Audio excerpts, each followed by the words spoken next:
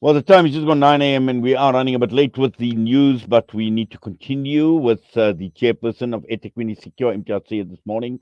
It is a weekly edition of Crime Talk. Imtiaz, Assalamu alaikum wa rahmatullahi wa barakatuh and welcome.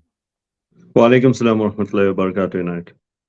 Yes, Imtiaz, for most communities that are being represented by local councillors, their ward councillors that represent them at local government, and we know there are expectations as far as councillors are concerned, and how far their responsibilities go in attending or servicing the needs of the communities which they represent. And I'm sure you've got lots of experience and in representing communities. And this is the reason why it's so important to define this role of the councillor. Yes. The thing is this, right? A councillor, by virtue of the fact that they elected into council, speaks to service delivery in its true form. And that is your trading services, things that we require every single day. But to take away from that, I think we really need to speak to the season of activism that's currently playing itself out slowly and in most communities across the board. And that's something that we really need to be getting into, because there's this sort of misrepresentation that if you're a councillor, you can't be on the CPF, and if you're on the CPF, you can't be part of ratepayers. All of that's really nonsense, because activism comes in its form wherein you speak out about anything that affects your community across the board, irrespective of what it is, and it only speaks to what government is supposed to be delivering to us. So creating this sort of environment wherein we want to say that you should and shouldn't be doing certain things really takes away from the true form of activism that we speak of.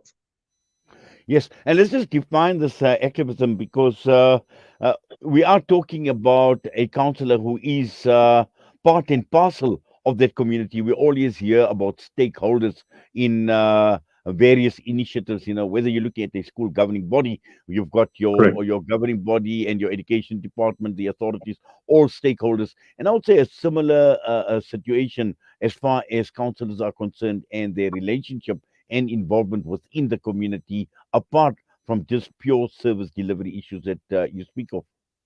Correctly so.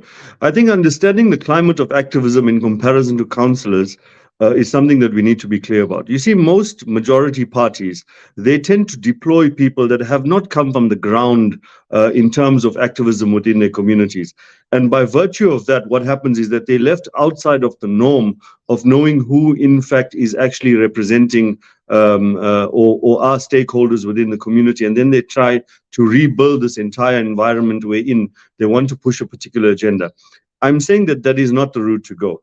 Ultimately, we as communities have a right to be standing up. We have a right to be representing our communities in any facet of life, whether it's social development, whether it's creation of jobs, whether it's rental boards within the flats that exist all over our areas, whether it's for youth development, whether it's the school governing body.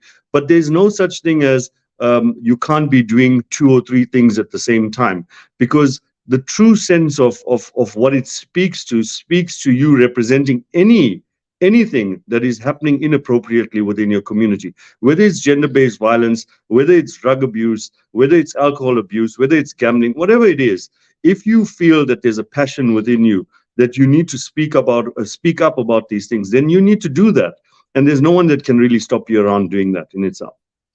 Yes, if I was in a meeting, if I was in a public meeting, if I was in a community meeting with my local councillor, what would I be telling him?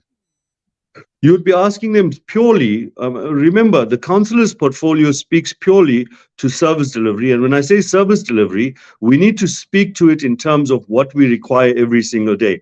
Now, here's what's happening currently, and the current climate of service delivery, where everything's supposed to be automated in terms of if there's an electricity disconnection, you're not even supposed to be getting your councillor involved, because those are trade services. The municipalities are supposed to be having those things automated.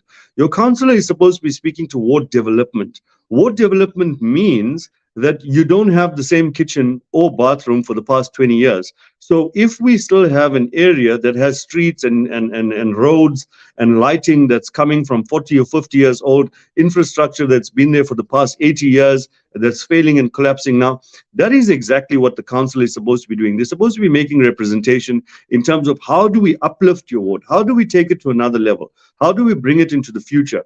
That's the main focus, I believe, that a council is supposed to be focusing on. But we as communities and with failing municipalities, we find ourselves in a conundrum wherein councillors are now getting involved in things that the municipality has supposed to be taking care of automatically within their mandate.